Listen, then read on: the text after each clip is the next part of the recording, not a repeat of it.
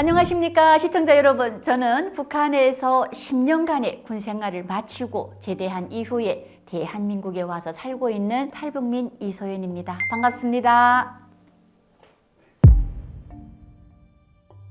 북한의 장교 간부들이 대한민국과 전쟁하면 이길 수 있다라고 생각하느냐? 이거는 그러면 지휘관들의 머리싸움과 지휘관들의 자신감과 또는 지휘관들의 전투력 이런 부분이 여러 가지가 이게 지금 비교를 해줘야 되는데, 정말 딱 한마디로 딱 정리를 하면 북한 지휘관들은 대한민국 군인과 싸우면 이긴다 라고 생각합니다. 이유는 뭐냐면 오랜 기간 동안에 북한에서 대한민국 군인들에 대해서, 대한민국 전투력에 대해서 교육을 하지 않았어요. 자, 여기서 두 가지가 나옵니다. 평양 무력부에 있는 김정은을 떠받치는 가장 최고위층의 군 간부들은 대한민국 전투력, 미국 전투력, 한미 군사동맹의 전투력을 압니다. 그래서 굉장히 여기에 대해서 공포심도 있어요, 분명히. 그런데 그 밑에 4단, 여단으로 내려오는 지휘관들은 무조건 싸워서 이길 수 있다라는 정신력만 갖다 주기 때문에 한마디로 뭐냐면 로봇처럼 만들어 놓는 거예요. 그러니까 이 지휘관들이 머리 정신력에 따라서 싸움이 승패가 되는 겁니다. 우리는 무조건 이길 수 있다는 자신감만 주는 거예요. 어떻게 보면 세뇌교육의 일환인 거죠. 그래서 사실 저도 북한에서 부사관, 부소대장, 상사까지 했는데 대한민국 군인 군복무 몇 년 한지도 몰랐어요. 그리고 키가 이렇게 클 줄 몰랐어요. 그 다음에 전자화가 되어 있는지도 몰랐어요. 북한군하고 똑같이 뭐 먹고 막 소금국 먹고 이런 줄 알았단 말이에요.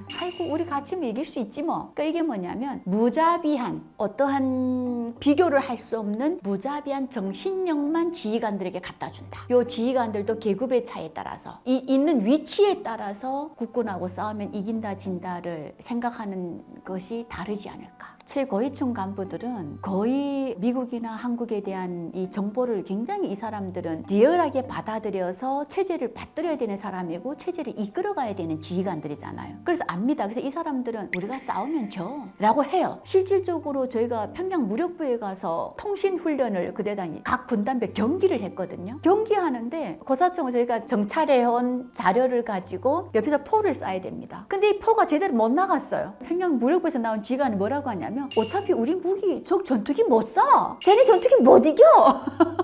라고 해요. 그런데 그 지휘관들에게 북한 그때 김정일이가 독재자 카다피 죽였잖아요. 주민들이. 그때 당시 카다피가 죽은 영상을 지휘관들, 고위층 지휘관들에게만 보여줬어요. 즉 뭐냐면 니들이 지금 조금 바깥 사회를 알고 하라고 하지만은 이 체제를 너희들이 가지고 있는 걸 지키지 못하면 카다피 같은 꼴이 된다. 밑에 지휘관은 못 봤어요. 고위층만 보여준다라는 거죠. 북한의 김씨 일가와 고위층들이 북한 주민들, 군인들을 세뇌화시키는데 성공한 이유는 딱 하나입니다. 어떻게 보면 김일성 때부터 종교적인 나라를 만들어 놓은 거예요. 이 북한은 사이비 종교입니다. 북한군에서 북한의 주민으로 생활할 때 저희는 일주일에 한 번씩 생활총화라는 걸 했어요. 자아비판인 겁니다. 그래서 우리가 교회 가게 되면 회개를 한다 하잖아요. 회개하고 하나님 앞에 다 털어놔라. 그런 회개를 일주일에 한 번씩 시켰습니다. 즉 뭐냐면 이 내 생활하는 지침이 뭐가 돼야 되느냐. 인간으로서 제가 꼭 찾아야 되는 권리와 인권인 게 아니라 북한은 김씨 일가에 충성하는 이러한 정신적 지주를 만들어 놓고 그것을 기본 바탕으로 생활총화를 하게 만들어 놓은 거예요. 거기에 보게 되면 저희가 한 달에 한 번씩 국가에서 월급을 받습니다. 뭘 내야 되냐면 10%씩 조직에 내는 당원이면 당비, 주부면 여맹비, 일반 당원이 아닌 사람들은 직맹비, 청년비 이런 각종 세금이 있어요. 10%. 한국에 와서 교회 가 보니까 11조 헌금이 있더만요. 네. 그러니까 이것처럼 굉장히 종교적인 걸 만들어 놓고 수령에게 충성하는 사람에게는 정치적 생명, 당원이라는 것도 주고 인정을 해주고 국가가 쌀도 더 주고 좋은 직책을 준다라는 회유라는 걸 굉장히 잘했다라는 거죠. 안 하는 사람은 죽어라. 이게 바로 북한 체제의 특성이라고 할 수도 있습니다. 그러니까 종교적인, 정신적인 걸 지고 있으면서 여기에 사람이 살아가는데 가장 중요한 먹을거리를 가지고 어떻게 보면 장난친 거죠. 제가 북한에서 살 때 북한은 가정집마다 하얀 벽면에 김일성, 김정일, 김일성 부인 사진까지 사진을 걸었습니다. 그리고 그 사진이 초상화라고 하는 이 사진이 걸려있는 벽면에는 옷을 걸어도 안 되고 그 밑에 다른 그림을 걸어도 안 됩니다. 즉 뭐냐면 내 집에 신 하나를 모시고 있는 거예요. 근데 아마 대한민국 국민 여러분이 들으시면 굉장히 놀라실 건데 아침마다 아버지가 하얀 장갑을 끼고 가장 깨끗한 이런 함이 있는데 함을 열면 정성걸레라고 있어요. 정성닦개. 이걸 지고 올라가서 매일 아침 아버지가 그 먼지를 닦습니다. 초상화. 그 뒤에 자식이 올라가서 닦습니다. 자, 집에서 끝나면 학교로 갑니다. 학교에 가면 교실에 또 있어요. 초상화가. 교실에 올라가서 또 학생들이 올라가서 정성걸레를 꺼내서 또 먼지를 닦습니다. 두 번째, 제가 대한민국에 오니까 어떤 분께 제가 손편지를 썼어요. 너무 감사하게 그분이 제가 정착하는 데 도움이 되는 멘토셨거든요. 그래서 감사의 편지를 쓰는데 제가 빨간색으로 이분의 성함을 박땡땡 교수님 하고 딱 썼습니다. 교수님께서 너무 놀라시면서 왜 내 이름을 빨간색으로 써왔느냐. 북한에서는 존경의 마음으로 김일성 이름 쓸 때 빨간 거로 한 거거든요. 내가 좋아하는 걸 표시할 때 빨간색을 쓰거든요. 그런데 한국은 안 그래도 된다 라고 하시더만요. 저희 학교 때 한 친구가 학교 담벼락에 정말 철없는 7살이 한글을 처음 배우고 김일성이라는 이름을 담벼락에 김일성 하고 썼어요. 다음날 아침 새벽 3시에 그 가족이 없어졌습니다. 어디로 간지 누구도 모릅니다. 저희는 추측하건대 정치범들이 가는 수용소 같겠구나 라고 추측만 할 뿐입니다. 지금도 북한에서는 매 집집마다 초상화 안 걸어놓으면요, 이거는 북한 주민으로 있을 수 없는 철칙이고 원칙이고 규정이에요.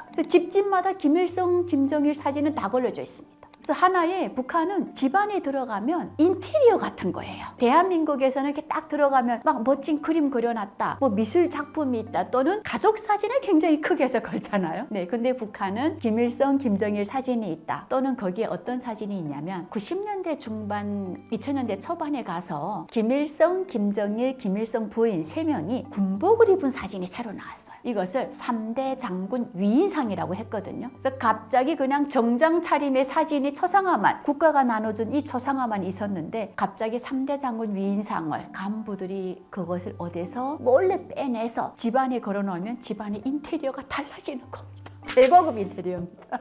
북한에서 가장 충격적이고 잔인한 것은 공개 처형, 그 다음 추방, 가족을 아예 만날 수 없는 강제 실종, 이런 것들이 있습니다. 그래서 북한에서 제가 살 때 어느 날 북한에서는 공개 처형을 하는데, 그것도 요만한 초등학생부터 중학생, 고등학생, 북한 주민이라면 이 지역에서 발생한 범죄자에 대해서 이 범죄자를 공개 처형하는데 다 와서 모여야 된다. 초등학생이 키가 너무 작으니까 맨 앞에 앉힙니다. 맨 앞에 앉히고 공개 총살을 하는데, 그 이유가 뭐냐면 집안에 있는 초상화를 관리를 잘 안 해서 초상화에 곰팡이가 꼈다는 거예요. 그래서 1년에 한 번씩 북한은 집안에 걸려져 있는 초상화를 내려서 초상화 뒤에다가 하얀 종이 바르고 거기다 유리를 끼워서 액자에다 걸거든요. 그러니까 이게 유리가 깨져도 안 되고 곰팡이가 껴도 안 되는 거예요. 그러니까 이러한 시범으로 한 번씩 잡는 겁니다. 자, 봐라. 수령을 잘 못 모시면 이렇게 되는 거야 라고 하는 거예요. 거기다가 가장 충격적인 것이 뭐였냐면, 저희 지역에서 굉장히 잘 사는 부자였어요. 정말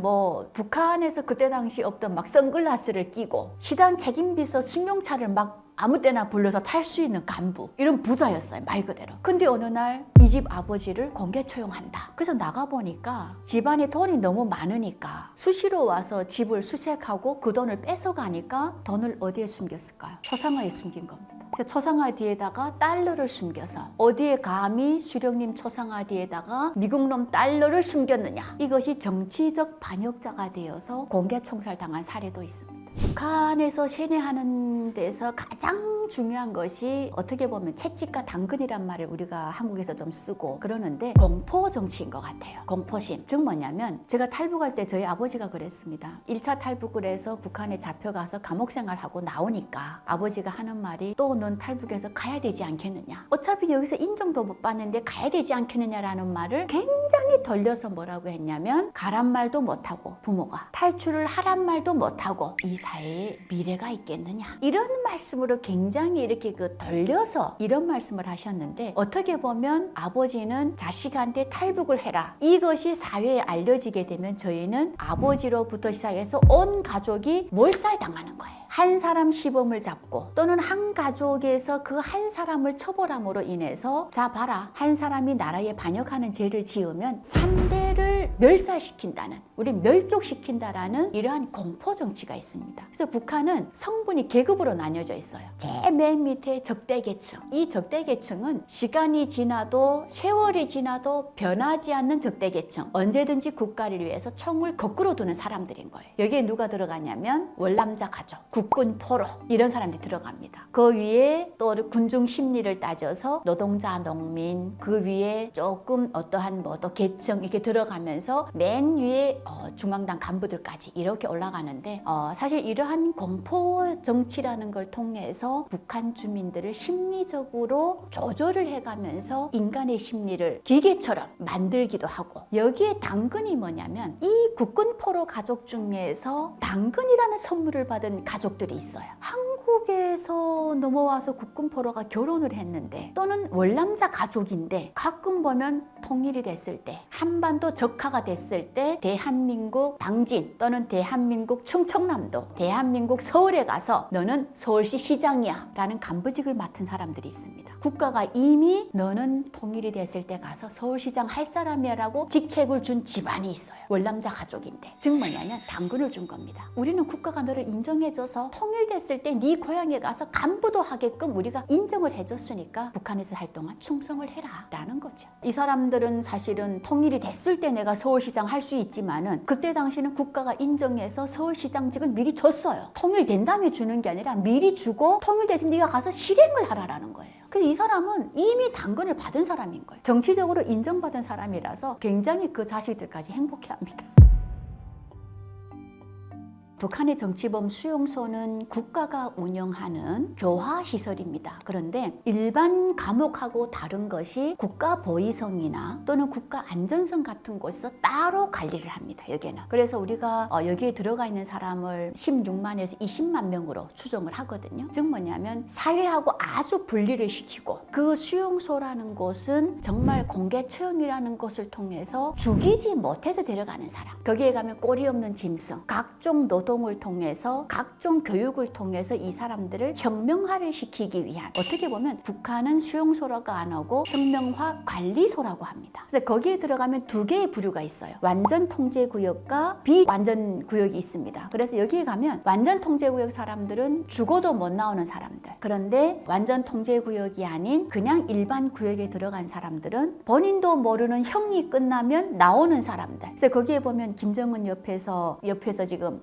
모신다라고 하는 최룡해 같은 사람들도 이 혁명화 갔다 온 사람들이거든요. 그럼 이 사람들은 뭐 6개월에서 1년 갔다 올 수도 있고 3년, 5년 갔다 올 수도 있어요. 여기에 들어가서 노동을 통해서 내가 죄를 지었더니 사회하고 아주 단절을 시켜서 자유라는 것도 없고 오로지 국가를 위해서 농사를 지어야 되고, 죽어도 그냥 거기에 있는 군견한테 시체를 던져줄 정도로 정말 인간으로서의 대접을 못 받는 사람들, 그게 수용소입니다. 북한의 교화소라고 하게 되면 우리 대한민국 교화시설하고 똑같은 곳이거든요. 근데 북한은 이 교화소 갈 때에도 신분증을 뺏어요. 들어갈 때 너는 북한 국민이 아니야, 너는 죄인일 뿐이다. 그리고 그 교화시설에서 5년, 10년, 3년씩 막 형을 마치고 나올 때 새 신분증, 너는 새 사람이 됐다라고 주거든요. 그럼 이 수용소는 어떻겠어요? 뺏는 정도가 아니라 그냥 짐승처럼 갖다 놓는 곳이 바로 수용소입니다. 북한에서 죄를 짓게 되면 경제사범들, 이런 경우는 거의 교화시설로 보내집니다. 수성교화소, 어디 교화소 이런 곳에 보내지지만은 정치적 범죄자인 거죠. 즉 뭐냐면 세뇌를 통해서 신적인 북한을 만들어 놓고, 수령이라는 신이 존재하는 북한에서 이 사람들에게 반하는 죄를 지면 끌려가는 거예요. 그래서 뭐냐면 소상화를 훼손했거나, 또는 그 안에 또 어떤 사람들도 더 들어갈 수 있냐면 철도에서 일을 하는데 어느 날 기차가 늦게 이렇게 출발을 했어요. 그러니까 주민들이 거기에서 왜 이래? 이 중기기관차는 석탄으로 불을 떼면서 가는 건데 기관사가 일을 잘 못한 거 아니냐? 그러면서 주민들이 막 들고 일어났는데 이 주민들을 조금 뭔가 각성시킬 필요가 있는 거예요. 너네 들고 일어나면 안 된다. 주룡님은 정치 잘했는데 기관사가 잘못한 거야. 요것도 어떻게 보면 경제사범이 될 수 있는 것을 정치적으로 엮어버리는 거예요. 그러면 뭐냐면 이 사람이 국가에 반역하는 좀 마음이 있는 것 같아. 그러면서 늦게 출근했다거나 뭔가 생활청을 잘 안 참가했다거나 이런 것들을 교육적인 걸 갖다가 딱 걸어버려서 정치범 수용소로 보내는 겁니다. 그래서 정치범 수용소에 가면 딱 두 부류가 있어요.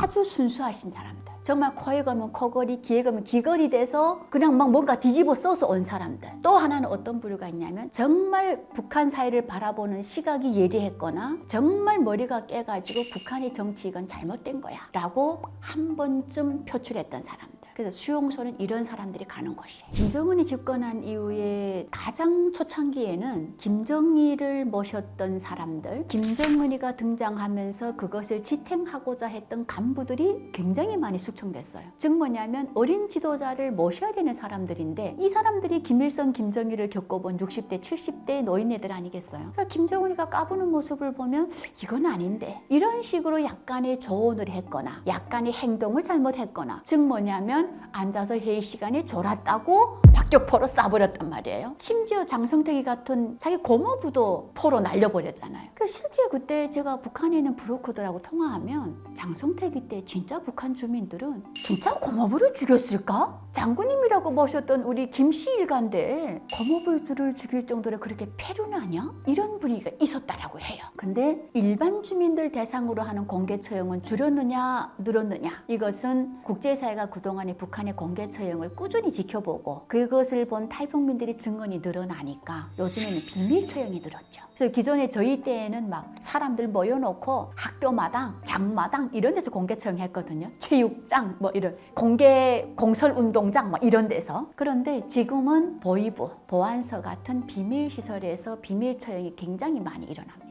그러니까 국제사회를 약간 인식은 했는데 비밀 처형 횟수는 줄어들지 않았다라고 봐야 되죠. 서로가 서로를 감시하는 체계를 주민들이 마음이 나빠서가 아니라 북한이라는 굉장히 그 신적인 종교적인 이 사회를 지키기 위해서 북한이 만들어 놓은 체계예요. 처음에는 5호 감시제가 있었습니다. 5가족이 서로를 감시하게 하는 거예요. 그래서 5가족 중에 한 사람이 이게 감시하는 이걸 만들어 놓고 그 다음 북한은 한 개 인민반 하게 되면 저희 지역 같은 경우는 쭉 하모니카 주택이 있다면 20세대 정도 세대를 관리하는 인민반장이 있었어요. 동장 같은. 어느 날 보게 되면 북한의 뭐 보위기관, 국정원 같은 그 다음에 경찰 사법기관 이런 기관들에서 스파이를 만들어 놓는 거예요. 근데 그 스파이를 누가 시키냐? 군대 갔던 당원 아줌마들을 시키는 거예요. 그래서 저도 군대 갔다 오니까 오늘 보이시더니 불러요. 딱 가니까 너 당원이지? 예, 이 사회가 지금 조금 장마당도 생기고 어지러운데 그 옆집에 누가 요즘에 좀 밤에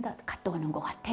이상한 걸 못 느꼈어? 모르겠습니다. 당성이 부족하고만 딱 이래버려요. 그러니까 아예 그걸 얘기를 안 하면 아주 충성심이 부족한 사람으로 이렇게 몰아버려요. 그 들어가면 사인을 시킵니다. 저는 보위부의 스파이로서 감시활동을 하겠습니다라는 사인이에요. 그래서 북한에는 이게 인민반마다 스파이가 있어요. 그래서 저는 좀 생각해 보겠습니다. 뭘 굳이 저한테 이러십니까? 왜냐하면 전 아버지가 있었기 때문에 빽이 있었죠. 근데 보니까 군대 때도 그렇고 사회도 나와보면 조금 어정쩡한 사람들이 있죠. 그 충성심은 있는데 조금 이렇게 좀 반발심도 있고 사람들의 관계도 약간 트러블도 많은 이런 사람들을 스파이를 꼭 시킵니다. 그럼 이 사람들은 뭐냐면 진실이든 거짓이든 갖다 다 말한단 말이에요. 그래서 이렇게 서로가 서로를 감시하는 제도를 북한 당국이 이미 만들어 놓은 거예요. 북한은 스파이가 많은 정도가 아니라 저는 군대 때 그랬습니다. 저희 정말 어떻게 보면 약간 미시리 같은 애 있었거든요. 이 미시리가 뭐냐면 약간 바보 같은 애인 거예요. 좀 얼뚱한 애가 있었어요. 이게 그냥 얘가 스파이인지 몰랐어요. 어느 날 딱 봤는데 우리가 그 빨래를 넣는 군 안에 건조대가 있거든요. 빨래만 넣는 곳. 거긴 옆에다 보면 이렇게 덜로 이렇게 담장을 쌓았어요. 담장 짬에 이렇게 보니까 쪽지가 있어요. 옛날 그 간첩 활동 하듯이 해요. 그것도 당당하게 보이지더니 딱 와가지고 야 이소대 춘영이 부르라 이러지도 않아요. 왜냐하면 춘영이를 자꾸 부르면 군인들이 쟤 스파이네 알잖아요. 그러니까 춘영이는 부대에서 일어났던 일을 쫑이 쪽지에 적어서 담장 세 번째 덜단 밑에다가 갖다 감춰놓는 거예요. 그럼 보이시더니 거기 와서 덜단 밑에서 뽑아가요. 야, 스파이도 가지가지하게 그 지능적으로 하네. 제가 이게 군 생활할 때 박혜영이라고 한경남도 리연에서 온 친구예요. 야, 쟤 정말 뒤통수 맞았는데 굉장히 이쁘장하고 굉장히 참하거든요. 얌전해요. 정말 이 친구가 집에서 그 리원이라는 곳이 바닷가다 보니까 한국어로 말하면 그 도루묵 같은 거 있죠. 얘가 집에서 부모님들이 도루묵을 보내줘요. 지인 편으로. 그러면 저랑 앉아서 그 바깥에서 정말 병사 때 배고플 때 있잖아요. 팍 불을 때다가 거기다 도루묵을 구워 먹었거든요. 그럼 얼마 친해요. 다른 사람도 아니고. 나랑 도루묵 나눠 먹었는데 제가 1년 반 만에 부대의 군인들 복지를 책임지는 식량을 책임지는 양식서기로 먼저 승진을 했어요. 그럼 양식이라는 것은 어떻게 보면 쌀을 빼돌릴 수 있고 돈을 빼돌릴 수 있고 군복을 빼돌릴 수 있는 굉장히 좋은 직책이에요. 근데 저를 감시하는 사람 누굴 시켰을까요? 이 박혜영이를 시킨 거예요. 그래서 이 혜영이가 진짜 제 일거수일투족을 다 적어가지고 심지어 뭐까지 적었냐면 양식서기 이소연이가 10시면 잠잘 준비해서 병실에 들어와서 내 옆에서 자야 되는데 12시까지 안 들어왔다.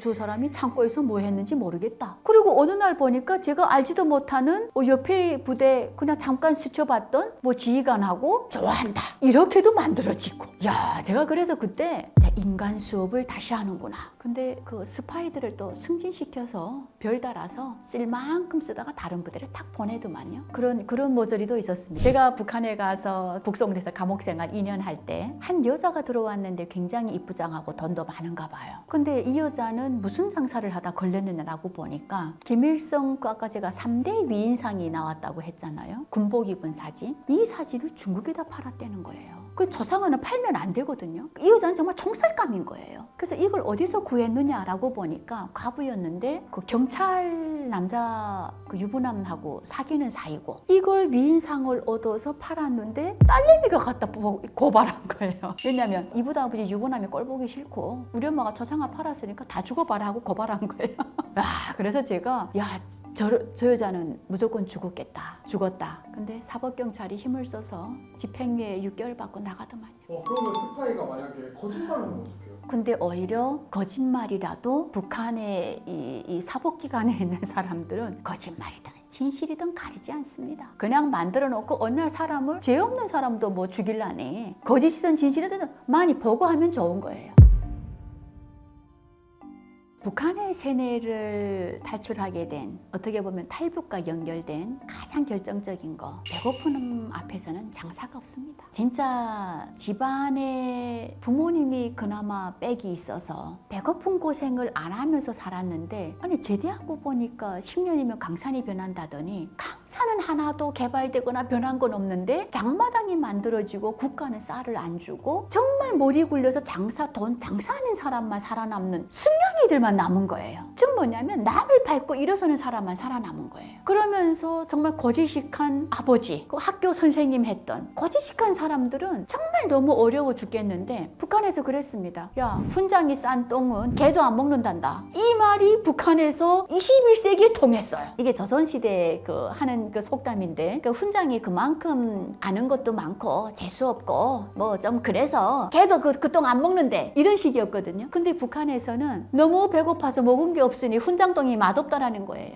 그러니까 이런 말을 하면서 저희 아버지가 대학 교수인데 수업하러 나갔다가 대학 교수가 영양실조 온다는 게 말이 되나요? 7살짜리 조카가 학교 갔다가 들어오는데 집에 가면 먹을 게 없으니까 할머니 집에 들어오는데 그 7살짜리 조카랑 앉아서 기싸움을 하는 거예요. 누가 밥을 더 많이 먹을까? 그래서 사실은 제대하고 와서 대한민국 드라마도 봤어요. 재밌죠? 근데 그것도 저는 돈이 없으니까 남이 보는데 정말 지인들한테 비밀 잘 지킬게. 저는 우리파. 그래서 끼어가서 보면서 대한민국하고 바깥 세상 아니까 배고픈데 가자. 바깥에 나가면 굶어 죽진 않는다는데. 아니 그리고 신기하게 국경 지역에는 탈출한 집안이면 반역자 집안이잖아요. 근데 탈출한 자식이 몰래 돈을 보내주니까 어느 날 저희 아버지가 그럽니다. 이명수라고 체육 선생님이 있었거든요. 그 체육 선생님이 학교에서 대학 체육교사가 딸이 탈북하더니 소주 먹고 싶으면 소주 먹고 두부 먹고 싶으면 두부 먹는데요. 그러더니 딸이 보내준 돈으로 집에서 돼지 기르는데 그렇게 부자 됐대요. 갑자기 그거 들으니까 우리 아버지 나 가라는 말인가? 그러니까 북한 사회가 어떻게 보면 배급 제도가 확 무너지면서 배고픔 앞에서 사람들이 탈출 행렬 탈출넛이라고 하죠. 막 일어나고 늑대만 살아남아서 돈밖에 모르는 사회. 정말 자본주의가 들어오긴 했는데 굉장히 이상한 북한식 자본주의가 만들어지고 그 안에서 지금도 배고픈 사람은 지금도 넘쳐나고 있는 거잖아요. 제가 대한민국에 와서 놀라움에 참 믿을 수 없었던 한 몇 가지가 있습니다. 그 중에 첫 번째가 뭐냐면 대한민국에 들어와서 하나원에서 교육받을 때 서울 구경을 시켰어요. 버스를 타고 서울 구경을 막 하는데 광화문 여기에 가니까 시위를 엄청나게 하는 거예요. 근데 대학생들 보니까 지금 보면 삼선 슬리퍼 신고 계란을 던지면서 시위를 하는데 이것은 자유일까? 시위하는 모습이 자유일까? 아니면 저 사람들은 정말 대한민국 당국으로부터 핍박받은 사람들일까? 저 사람들은 정말 이 시위에 나올 정도로 그렇게 억울한 게 뭘까? 굉장히 궁금했어요. 그러면서 버스 안에서 제가 창문을 내다보면서 딱 보니까 피켓을 들었는데 한미 FTA 쇠고기 반대한다 이거였어요. 그래서 소고기를 왜 반대할까? 소고기는 왜 싫어하지? 그런데 계란 아까운 계란을 왜 버릴까? 북한에서 한 알에 1,500원씩 하는데 이러면서 사실 굉장히 놀라웠습니다. 그러면서 또 하나 놀랐던 것은 6.25 전쟁에 대한 역사였어요. 사실 북한에서 6.25 전쟁은 저희는 북침이라고 배웠거든요. 그래서 6.25 전쟁에 대한 노래, 시, 영웅들이 너무 많아요. 그래서 저희가 군대 나가면 무조건 암기해야 되는 4대 시, 5대 노래가 있어요. 거기 그 6.25 전쟁 때 온몸으로 적이 하구를 막은 리스버 영웅에 대한 수기가 있어요. 나는 해방된 조선 청년이다. 생명도 귀중하다 이런 게 있어요. 그러면서 청년들이 주부들이 나가서 6.25 전쟁에 동원돼서 싸웠단 말이에요. 나라 지키려고. 근데 백전백승의 강철영장 김일성이 이것을 승리로 이끌었단 말이에요. 근데 한국에 오니까 북한이 침략해서 남침 전쟁이라고 하는데 그럴 리가 없다. 그럴 리가 없다 이것은. 야, 그러면서 3일 만에 서울이 점령당하고 스탈린 해고로 이런 것들을 보면서 제가 북한에서 우리가 역사를 왜곡된 걸 배웠구나. 그러니까 이 역사 왜곡이 굉장히 심각하다라는 데 대해서 놀랐어요. 그 다음에 또 하나는 한국에 오니까 하나원에서 그 교과서도 그렇고 역사 이런 걸 보게 되면 우리가 북한에서 배웠던 리승만, 전두환, 박정희 대통령에 대한 것들을 역사적으로 딱 갖다 놓고 비판할 건 비판하고 잘한 건 잘한 거고 대통령이 감옥 가고 이런 걸 봤어요. 그래서 제가 그랬습니다. 북한은 저 신들이 감옥 가는 일 없고 이름 하나 써도 우리는 수용소 가는데 이럴 수가 있느냐. 근데 제가 그 대통령을 어떻게 알겠어요? 저희는 뭐냐면 학교 때 그랬거든요. 전두환은 얼마나 못된 놈인 줄 알아? 학교에서 그렇게 배워줬어요. 책상에 공부하는데 전두환이가 옆에 사람이 손이 탁 넘어오니까 칼로 팍 쥐고 떼는 거예요. 이렇게 나쁜 놈이야. 지금도 북한 주민들은 세뇌교육을 받고 있단 말이에요. 그건 나쁜 놈이야 그러는 거예요. 그래서 제가 야 이게 대한민국은 교육이 이미 다르구나. 너무 놀라웠죠. 리승만에 대해서는 저희는 리승만 하게 되면 4대 매국노라고 배웠어요. 4대 매국노가 뭐냐면 큰 나라의 아부아첨하고 굴종을 했다. 건국 대통령을 이렇게 배웠다니까요. 그러니까 사실 대한민국의 지금 젊은 세대가 기억하지 못하는 리승만 대통령을 저희는 21세기 북한의 학생들은 배운다니까요.